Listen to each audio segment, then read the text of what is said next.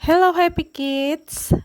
Now our theme for today is about nature atau kejadian alam yang berhubungan dengan water.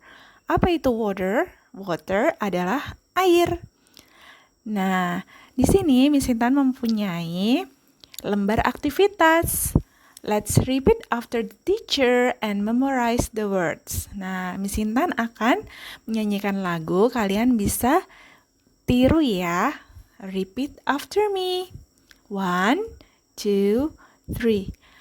Rain hujan, rain hujan, rain rain rain rain rain hujan. Ocean samudra, ocean samudra, ocean ocean samudra.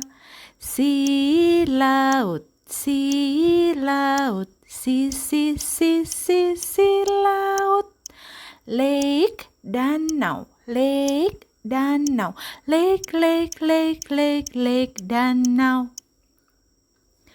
River sungai, river sungai, river river sungai. Snow salju, snow salju, snow snow snow snow snow salju.